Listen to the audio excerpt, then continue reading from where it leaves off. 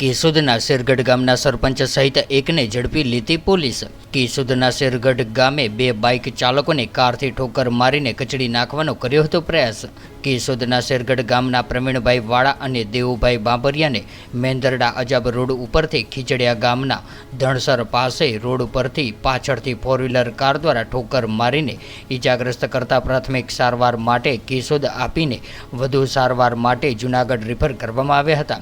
ત્યારે મેંદરડા પોલીસ સ્ટેશનના police sub inspector SN Sonara દ્વારા ઇજાગ્રસ્ત પ્રવીણભાઈ ઉર્ફે બોબી નારાયણભાઈ વાળા અને દેવુભાઈ કાળુભાઈ બાબરિયા રહેવાસી શેરગઢનું નિવેદન નોંધીને શેરગઢ ગામના સરપંચ મોહિત ઉર્ફે મોહનભાઈ દયાતર અને તપાસમાં બહાર આવે તેની વિરુદ્ધ ગુનો નોંધ્યો હતો। ત્યારે મેંદરડા પોલીસ દ્વારા આજરોજ મોહિત ઉર્ફે મોહનભાઈ દયાતર અને રફીક બિન હારસીની ધરપકડ કરી લીધી છે। ત્યારે જૂની અદાવતના કારણે ઈજા પહોંચાડવામાં આવેલો હોવાનું પ્રાથમિક તપાસમાં બહાર આવ્યું હતું। ત્યારે મેંદરડા પોલીસ મથકે ફરિયાદ નોંધાઈ હતી। ત્યારે મેંદરડા પોલીસ સ્ટેશનના police sub inspector SN Sonara દ્વારા બંને આરોપીઓની ધરપકડ બાદ આગળની કાર્યવાહી હાથ ધરવામાં આવી।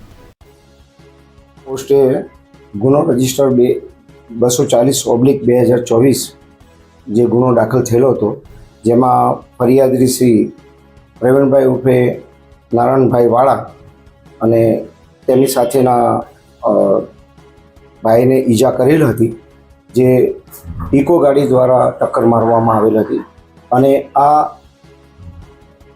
ફરિયાદીનો કાળસ કાઢી નાખવા માટે મોહિત ઉર્ફે મોહન નારાયણભાઈ દયાતર રહે શેરગઢ માળિયા હાટીનાના છે, જેઓએ 25,000માં સોપારી આપી અને આ કાર્યવાહી કરાવેલી હતી અને જે અંગે તેમના કરેલ કાર્યવાહીના પોલીસે તપાસ કરતા મુદ્દામાલમાં 2 વ્હીકલો તેમજ મોબાઈલ તેમજ રોકડ રકમ મળી આવેલી છે।